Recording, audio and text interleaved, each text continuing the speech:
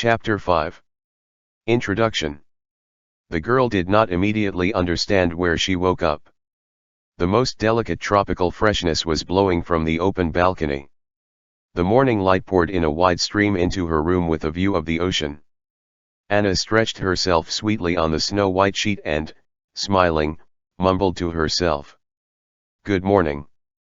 In general, Anya often talked to herself and found such internal conversations much more interesting than empty chatter with incomprehensible personalities. By the way, she has been looking for solitude since childhood, and most often in nature, near water. She was absolutely satisfied with such deep-sea silence and observation of people from the outside. She noticed that most representatives of Homo sapiens were afraid of solitude, incorrectly calling it loneliness. In a panic, they ran away from themselves, filling their lives with unnecessary meetings, events, people. Anna always sympathized with them, but she understood that everyone has their own level of awareness and development. However, recently, she also began to be burdened by her solitude, which caused her delicate mental balance to be agitated. The soft pink light flooded the room more and more, caressing the sleepy girl. From the garden came the ringing cries of birds, violently welcoming the new day. Anna, yawning sweetly, stretched, enjoying this wonderful moment, and went to the bathroom to prepare for breakfast. The hotel restaurant was pleased with a variety of dishes and excellent Cuban coffee. Not far from her table, the Siberian woman noticed a nice young man who, like her, was having breakfast alone. The guy carefully looked in her direction, pretending to look past. But the girl already knew all these tricks that had become so boring for her. Anna drawled lazily to herself, anticipating his intentions. The girl responded to another curious hook with her eyes with an unfriendly drilling, which made the young man hurry to drown his gaze in the phone. "That's right," Anya continued her mental dialogue with the stranger. "Look for a simpler entertainment for yourself." She finished her delicate latte and left the restaurant. "And now to the beach, beauty," she cheerfully urged herself and headed for the ocean. The morning coast met the girl affectionately. It was completely calm, and only the wings of pelicans flying over the water slightly disturbed the blue mirror. "Divine!" Anya exclaimed and took off her beach hat, exposing her radiant face to the morning rays of the sun. Having gained freedom, her long hair fell like a fiery lava over her fragile, elegant shoulders, giving the girl the appearance of a sea nymph. There was no one on the beach yet, which pleased the traveler, because she so wanted to be alone with the ocean. She took her yesterday's sunbed and took off her beach dress. Remaining in one swimsuit, Anna deftly gathered her scattered brown mane into a comfortable bun on top of her head and impatiently entered the waves. "And hello again," the girl whispered. "Even though you don't answer me and probably don't remember me anymore, but I remember and I'm glad to see you, ocean." She went into the water up to her shoulders. The crystal liquid was so transparent that Anna could see the tips of her toes with detailed accuracy. "What if I swim naked?" the girl asked an intriguing question. After looking around and making sure that there was still no one around, she pulled the string of the bust. The white cups obediently slid into the water, exposing a small breast with pale pink nipples. A second later, the panties followed them. Anya wrapped the designer pieces around her wrists with deft movements and spread her arms in the ecstasy of her freedom. The cool water gently enveloped her naked body, penetrating into every crease. From pleasure, the girl exhaled in a voice and closed her eyes. The unity with the ocean gradually revived her exhausted interior. Anya felt the ocean gently kissing her body, cleansing the lost soul. Drowning in bliss, the girl went under the water with her head. All morning she was diving, spinning, and playing with the water. Her smiling face against the background of the cloudless dome of the sky was reflected in the water surface, and it seemed that she was bathing in the sky. Anna felt a fierce bliss and unity with the whole universe. It had been a long time since she had experienced such a thing. The water nourished, enveloped, filled her with fresh strength, promising a new, happy life. Anna gently sank down on the sunbed and stretched out. Sprinkled with sparkling droplets in the sun, she gave herself up to the heavenly body with pleasure, greedily absorbing its rays. The afternoon has already passed, taking with it the heat and the remnants of chronic Moscow fatigue. The sound of the surf gently immersed her in an atmosphere of calm, relaxing all her muscles and the strong grip of consciousness. The breathing became slower and more rhythmic. In a half-doze, Anya plunged into memories. Mentally passing the way from today into the depths of her past, she noticed how she had changed. From an arm-to-the-teeth girl in a tank, she came to a bright-eyed child, open to the whole world. Here she is, a 3-year-old, naked, with 2 pigtails, running along the shore of the lake and playing with the water, talking about something with the fish. Here she is looking at the beige sides of her baby carriage and at her mother's smiling face bent over her. Water. A rich blue liquid envelopes her entire body with her head. Anya felt her regular breathing under the water. Daytime glare penetrates into the bosom of a viscous wet space, mesmerizing the girl with its mystery. Anya stretches out her hands to them and tries to catch one of the sunbeams. He, pressing his ears, slips away, but then reappears on her thin white shoulder. Anna raises her head up to where the sunbeams are pouring from, and several of them jump on her face. Their paws gently tickle her delicate skin with their warmth. The girl squeezed her eyes shut with pleasure. But a second later she opened her eyes again and saw an endless blue ocean in front of her with a huge angry sun hanging over it. Its blinding rays burned the skin and seemed to boil water. She was sitting on a small wooden raft alone, in the dress in which she came to the beach. Looking around, to her amazement, Anya found only massive waves and a looped horizon line around her. Where am I? The girl thought. Her excitement made her thirsty, and she began to look for her bag, which should have contained a bottle of water that she had taken from the hotel, but with increasing excitement she discovered that the bag was not there. There was nothing but this raft, the ocean, and the infernal sun, ready to incinerate her to the ground. Anna was really scared. Her brain gave her images of death from dehydration or sharks in a second. The sweat, already profusely protruding, gave her a double portion. Realizing the misery of her situation, Anya was horrified. Jumping up and taking as much air as possible into her lungs, she screamed. But her cry hung dully over the water and disappeared into the crackling air from the heat. She screamed again and again, breaking into hysterical screams, seasoned with tears that spurted from despair. The girl fell on the raft and began to beat on it with her hands, cursing selectively. From her hysteria, the raft began to sway, and one of its extreme boards detached. Anya was there with lightning speed and quickly began to attach the board back. Her hands were shaking, and her thoughts were rushing at the speed of light. What should I do? What should I do? Returning the board to its place, Anya sat down on the edge of the raft, tucking her legs under her. The waves beat against the piece of wood, licking its edges and scaring the girl with their appetite. Suddenly, something heavy rocked the raft from the other end. Anna froze in horror. Shark! Flashed a breathless thought in her mind. Afraid to turn around, the girl began to read a prayer to herself, but the words were confused, and she, in a state of complete shock and with the only thought, let all this end soon, turned around. A white-skinned, blue-eyed man with long dark hair was looking at her intently. With his powerful elbows, he leaned on the edge of the raft, slightly sinking it. Anna was speechless. Is my head baked? The thought hit her temples. The man, without looking away, looked at her with eyes the color of the sea and was silent. Who are you? Anya asked hoarsely, barely moving her dry lips. There was no response. The man continued to look at her and suddenly smiled. His beautiful pale pink lips revealed a row of white teeth, disarming the girl completely. Anna involuntarily admired him and for a moment felt an irresistible sexual attraction. Smiling back at him, she lowered her eyes, and when she looked up, the man was no longer there.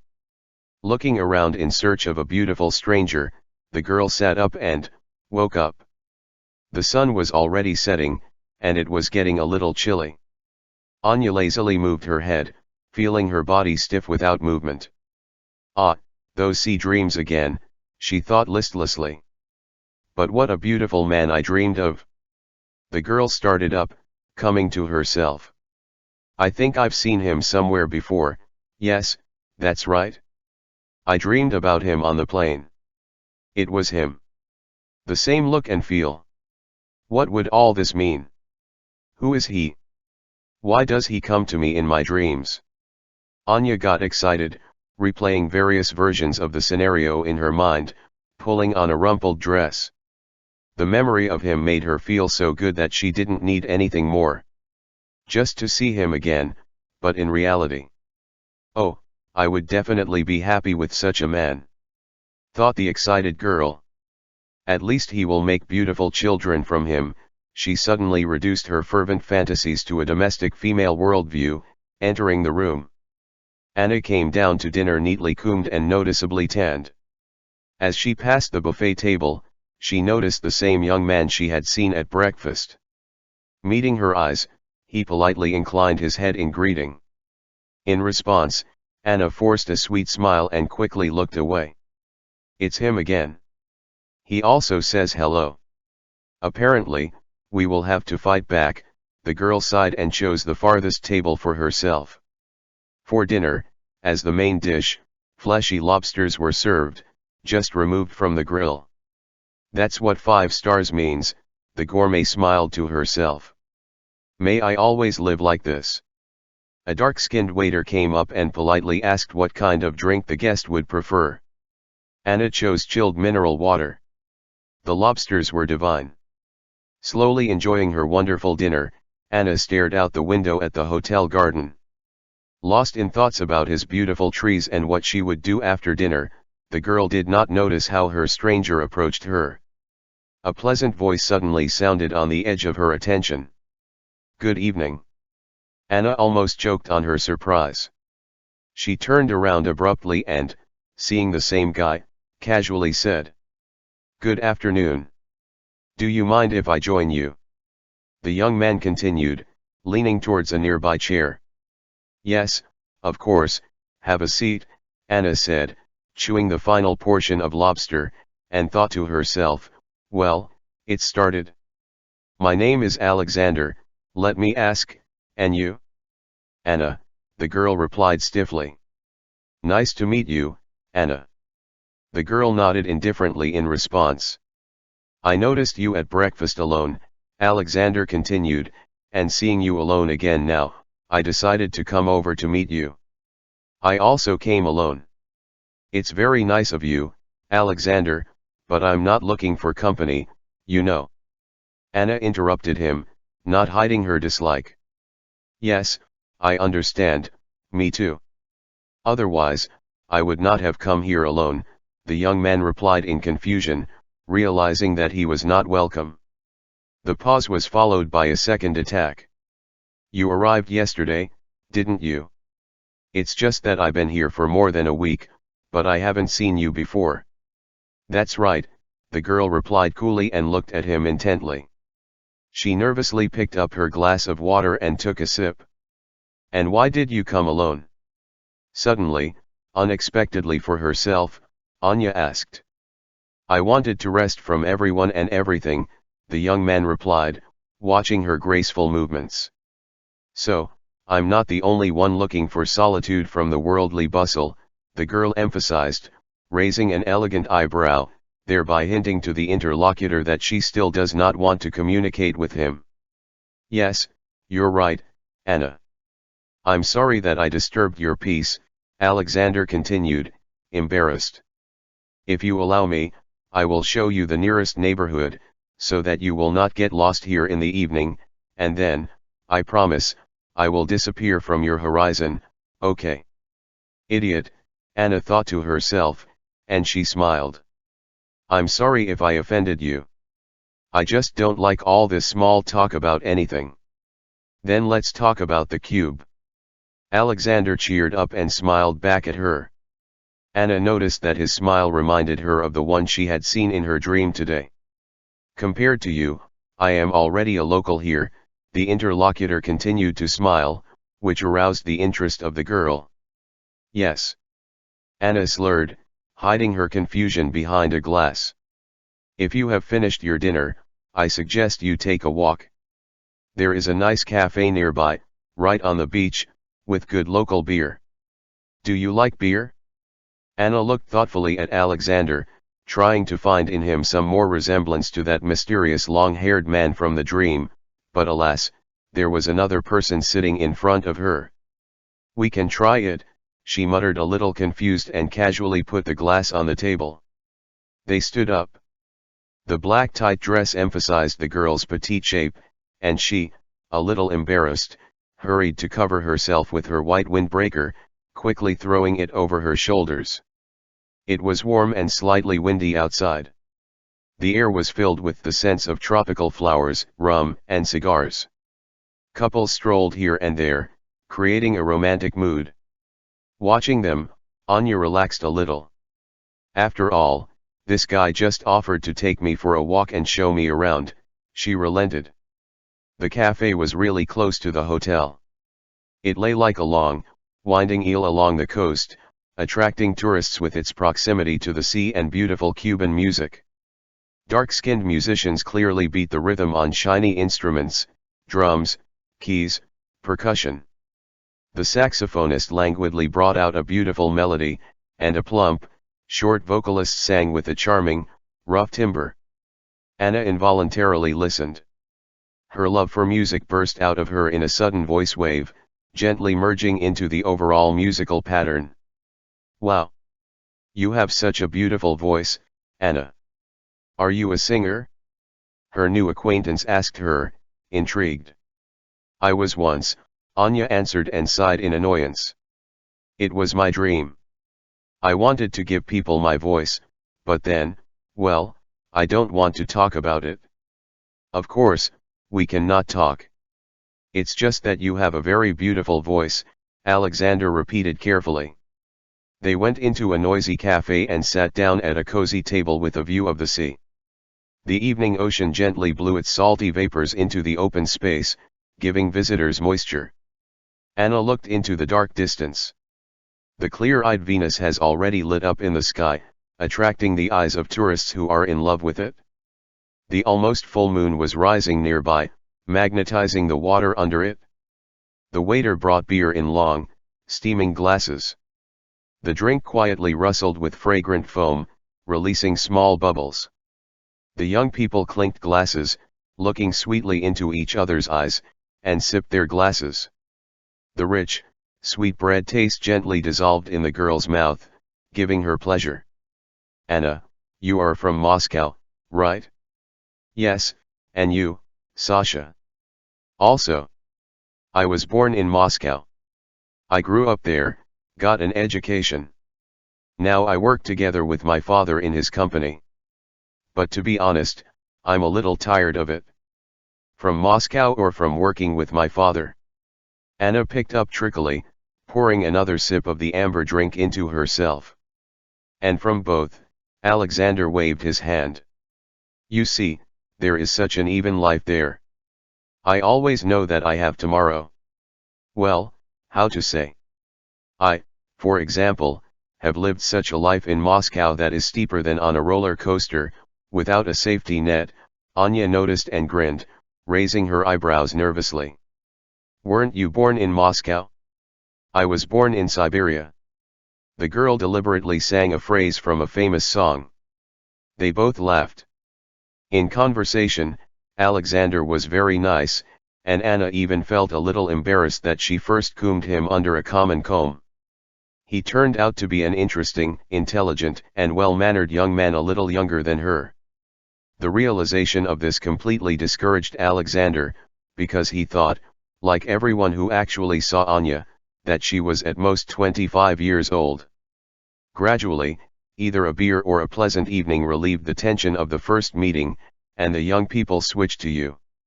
It seems that we are running out of beer, looking into the empty glass, Sasha discovered. Shall we order more? Come on, the cheerful girl smiled. Sasha looked in the direction of the waiters scurrying between the tables and raised his muscular arm. Anna clung to him with her eyes. The profile of her new acquaintance was soft and rounded. A small convex forehead was slightly covered with dark brown strands of hair, cascaded in a model haircut. Nothing stood out or shouted in his good-natured, pretty face, and even his small green eyes were childishly calm. It turned out that Alexander is from a rich Moscow family, which owns an oil production company. His whole life was honed by his parents so that he would become a worthy replacement for his father and successfully continue the family business. He didn't resist it, but he wasn't happy about it either. Born with a golden spoon in his mouth, he did not know any other life, which sometimes, as it seemed to Anna, saddened him. He always looked only at what was shown to him, thought as he was programmed. However, Anna saw that in his tall, courageous body there lives a child who is looking for adventures and refutation of the ideal world that was laid in him. Anya, why did you choose Cuba for a vacation? Oh, it's a long story, the girl smiled, looking at the evening sky, generously sprinkled with stars. In short, it was here that I needed to celebrate my birthday. Wow! So it's your birthday? Yes, already, Anya laughed and held out her glass to Sasha's, producing a magical chin-chin. Congratulations! I owe you a gift. Sasha started up, smiling from ear to ear. Thank you. It looks like I'm a gift collector, Anya joked, giggling. My seatmate on the plane has already promised me one gift. Anya moved closer to Sasha and conspiratorially, after a pause, said. Dive. Wow. You mean diving? Yes. But only this one, for beginners in shallow water. Great. I just do it professionally. I have already dived here, the beauty is incredible. Oh, my God. Tell me. Oh, it's fantastic. Here it is necessary to show. Telling is not the right thing. We must dive. How great. But I'm afraid that I won't go down deep. The girl stuck out her lower lip like a child and looked at her newly made friend with annoyance. Don't cry, Anyuta, Sasha winked at her, I'll take you with me. I'll show you the underwater world. He exclaimed, taking a sip from his almost empty glass again. How great, hooray. The girl could not resist and stopped herself. I mean, thank you. The young people once again drank to her birthday, being carried away by stories about each other's lives. Alexander was very encouraged by the fact that Anna turned out to be a Siberian. He asked her to show him Siberia someday, and the girl agreed, but on the condition that it would be in winter. So that he, the Moscow finch, could feel the real Siberian frosts. Well, it's time to go home, Anna summed up their evening in a slightly tired but cheerful voice. Are you probably already tired? It's only your second day here, right? Yes, my body is still acclimatizing, and it needs time to rebuild, the girl muttered yawning. Sasha closed the account, and they slowly headed towards the hotel. Already in the room, Anna went out on the balcony. The almost full moon shone like a lantern through her windows, casting its mind-blowing reflection into the ocean. Countless brilliant scattering of stars twinkled in the halo of her mysterious face, stretching into the distance. Anna whispered to someone who didn't understand. Thank you for this beauty, for the warm meetings that warm the soul. She cast a sleepy glance at the splendor of the ocean night and, having imprinted it in her memory, went to bed.